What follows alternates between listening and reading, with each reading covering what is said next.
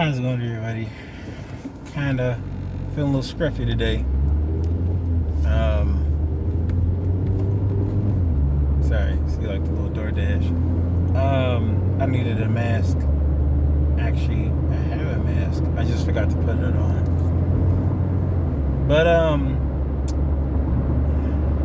don't know. My topic is gonna be small. It's gonna be like about e-girls and stuff like that. And I'm like, I'm thinking to myself like,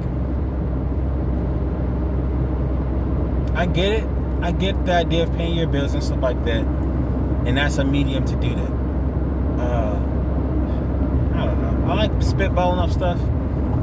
So there's this video from 16 Leo where he has this video on e-girls. Now he has a topic he's trying to discuss, and he used a clip from some Twitch e-girl. I'm sorry, that might be offensive, but a Twitch streamer that's a female, and she's like, "Yo, I'm not doing nothing until I hit 500 subscribers, or 500,000, 500 subscribers. I don't know, whichever one." And apparently, when you're a subscriber, you got to pay for it. You got to pay like $5. So what she was just inadvertently asking for is money. And for me, I'm like, well, there's not really too much of a difference between, if you're asking for money, begging for money, what's the difference between the person who you might find outside the street begging for money, and what, pretty face asking for money? It's a little annoying at me. Cause like, yeah, I get it. You need to pay your whatever, pay your bills. And I'm sorry, I don't mean to make light of that. Paying your bills is important, especially if you don't have a house or a mortgage or whatever. Like, it's important. But I just be feeling kind of really, I don't know if I have the right word for it, but really kind of feel weird about it, because I'm like, they're just asking folks for money, And I think it's, like 16 Leo, at least he curates his content. He shapes it up. He makes it entertaining. He makes it where, okay, you may just be talking about this certain concept, this topic, but it's not that boring, dog. So, but with her, if they're just a pretty face just talking, it'll get boring real soon. It reminds me of those girls from like, from like dating profiles, when they say they want deep conversations, and I have to think to myself and ask myself, like, what do they mean when they say deep conversations? You can have a deep conversation really about anything. Nutritional facts, World Trade Center, I don't know, giraffes. You can talk about trivia, fun facts. You can talk about society, the culture shift that's been happening 10 years ago to today, maybe 15 years ago versus today. You can look, history, hip-hop. There's plenty of things you can talk about. And so it's like, my guess is that their audience that they was talking to, or the people that they had experiences with, weren't very good conversational starters themselves. And also, maybe, just maybe, the person who wants deep conversations isn't really a good conversationalist themselves. And I say this for myself because I'm like, I was at that point where I wanted that, and then I had to be a bit more humble about it, because I'm like, they may not like the topics I'm talking about, so it would be good for me to sorry, gotta wait on this. Like, okay, it's always a game with these things. But yeah, it's just like, see, mash these brakes. Jeez, gotta get some new ones. These suck already. But yeah, it's like, I can say deep conversations, and I think people they want engagement. They just want more engagement. Oh shit. Sorry. See,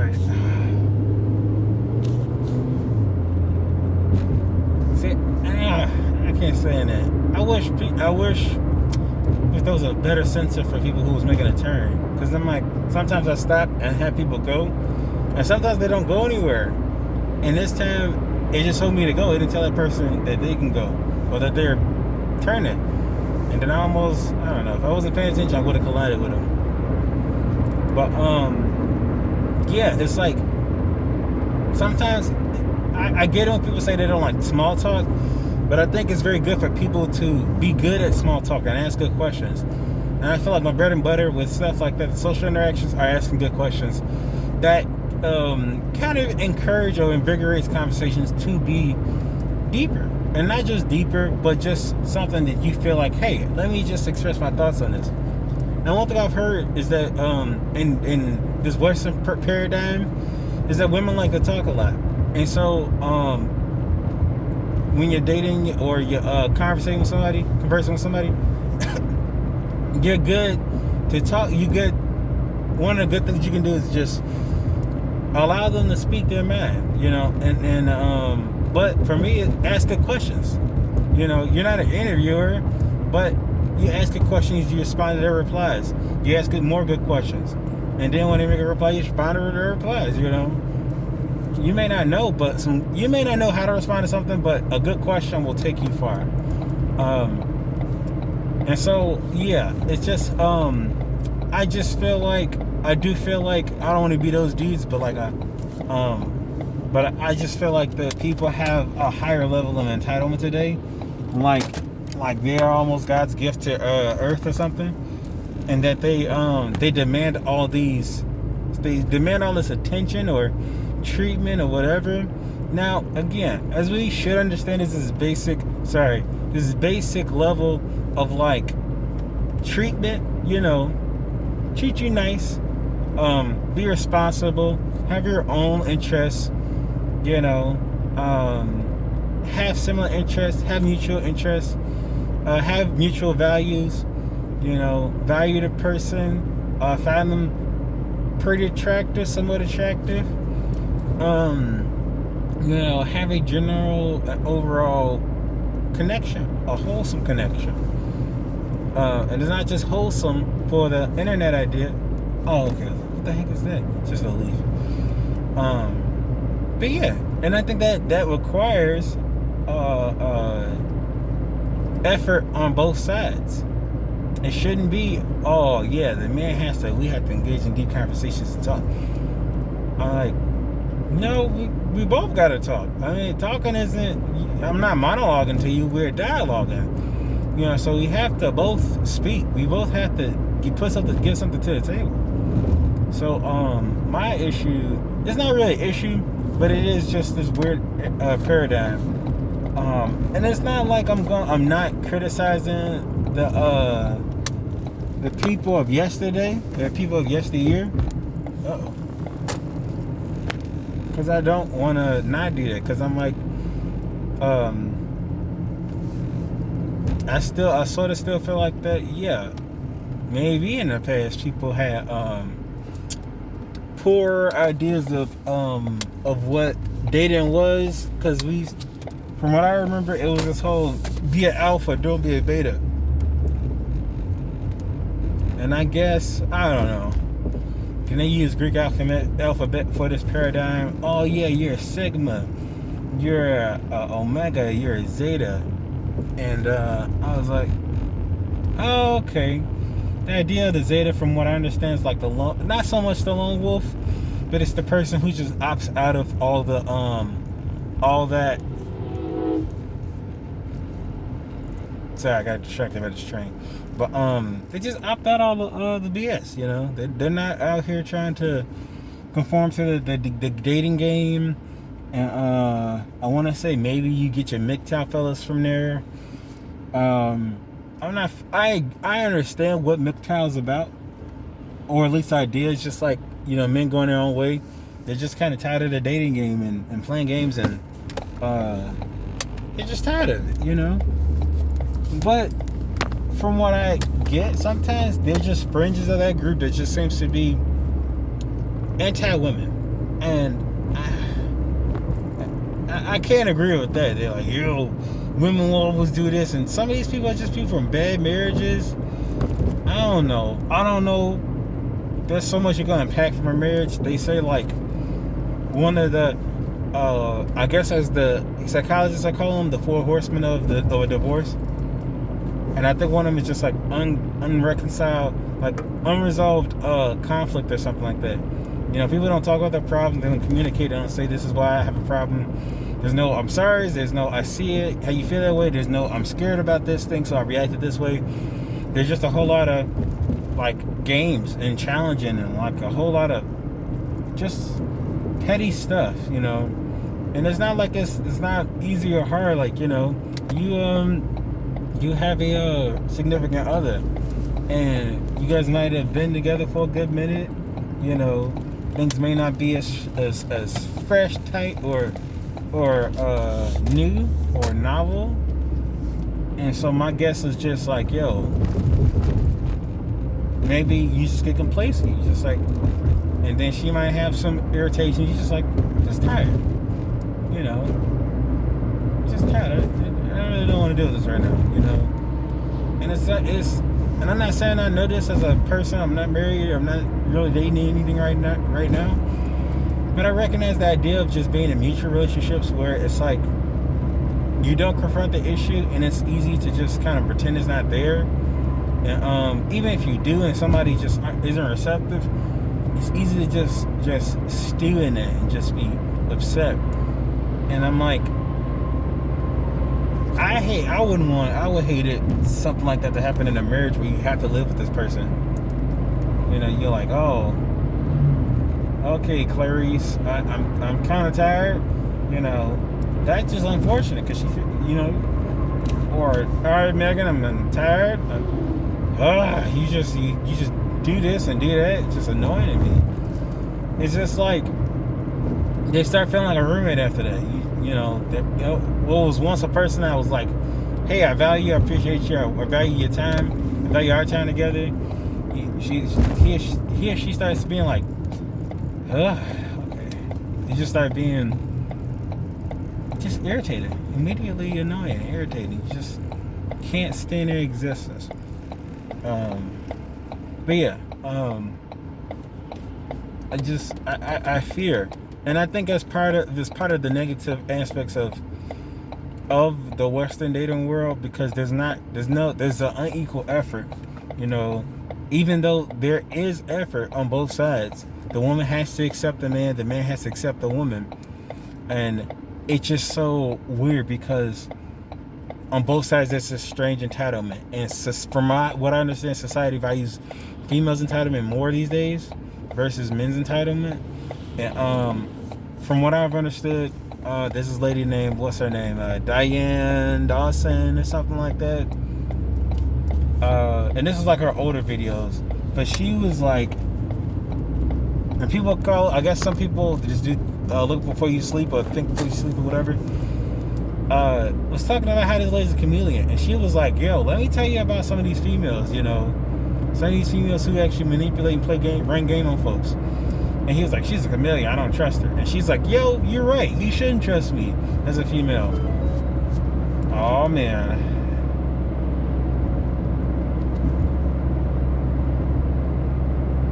And then what'd you call it? Let me take it. Man, I hope this doesn't happen. Just got my tire repaired. But it was something else I found pretty interesting, like, cause later on, I don't even know if she was dating anybody at the time. I don't know, you know. But she said she found a lot of dating requests after that, and she was like, yo, this is not what this is, dog, you know. And it just goes to show you, some of these dudes, they really just, they hate women because they don't have a chance. They don't have a chance with them, so they get resentful and bitter. And I'm like, and just because you find a woman who like agree with your views, you know, oh man, she don't, you know, she's not like other girls, you know, she seems pretty cool. I'm like, I guess I really don't know. I really, regardless of if she's a chameleon or not, she's giving you advice. There's another lady from this dude from the roommates. This female, I don't know if she's a Mormon or ex-Mormon or something like that, but she was telling people like, you know, yo, you got to work on yourself, you know. And she was trying to just tell people about how females work. And I think that's okay. I just so long as you can take that in a healthy dose and just be like, put that in the back of your mind while you're trying to aim to better yourself for yourself, you know, and hopefully find somebody you like. I think that's a good important. Find somebody you like, not just someone who's hot, not someone who's attractive in the general sense, just someone you like, you know. Do you again, one of them is like your love language. Do you like to feel heard? Do you like quality time? Do that person like to spend quality time with you? Do that person like to hear you out? I like feeling understood. I like feeling heard. I like spending time with people. I could enjoy an occasional engaging conversation sometimes. But that's it. Like, you know, some people like physical touch, quality time, gifting. Not gifting. It's something like gifts. I think it's gifts and giving or something like that. But one of them's acts of service, you know, words of affirmation. So I think it's 5 of them in total. And so it's like, yeah, I get that. People, they got different needs, and you just gotta communicate their needs right. And find somebody that you can say, hey, I'm okay with their looks, you know, I can dig that, you know, and then you know, somebody who you just not just you can connect with. I mean, I guess you can connect with them, but somebody like you can see yourself with them for a long time, you know. And they don't have to be perfect, but you know, in a very reasonable sense, that's like taking into account their negative aspects and things that they are supposed to be working on. Be like, okay, I figure I can vibe with this, you know. And maybe they're not, but they're, you know, maybe it's just something that you can tolerate. You can part in for a bit, you know. But they're just, yeah. And I'm like, another thing is rule breakers. If you want kids and this person say it's all nice and sweet and stuff, but they happily declines, yeah, I'm good. I don't really want kids, right? I don't really want kids at all. Then don't try to change them or nothing like that. Kids is important, and if you want a family, you need to find yourself a family. It really should. Like, some people want to negotiate and try to play this game of, I just want to talk to you and stuff like that, and you know, and it's like a nicer guilt trip or whatever. But I'm like, no, know what you want and stand by them. There's some values that you just can't compromise on, like having a family, you know, knowing what you can tolerate. Like, don't be that person who's just feeling lonely and will go for anybody who just swing your way, you know. And you don't know what they're looking for in you. You don't know if they just want somebody safe to be around, and that's okay. Safety is important, but safety is just like the main thing that they just want to settle for. I'm just like, no, don't do that, you know, because I'm like, I feel like I understand. I've been told that people know when they feel like somebody's not dating them for them, but dating them because of an aspect of their personality that, you know, like they feel safe. Like, yeah, I can be with you, you know, because you're not gonna fight me or nothing, you know. Not only fight like actual fighting or conflicting or whatever, but what I mean, like, he or she is not gonna challenge me much, you know. He or she is not gonna say no to me much, or he or she is not going to essentially be disagreeable. And some people just want an agreeable person that they can spend their lives with because they're safe and they always agree with you and they don't have an opinion of their own. You know, and it's a little unfortunate because that eventually breeds resentment, because again, like, not everybody's gonna agree with you in all aspects of life. That's just the truth. So people will have their own opinions, and it's okay to have your own opinions. Just make sure those opinions aren't like stiff-necked, where, you know, they are very important deal breakers. So I guess that's all for me.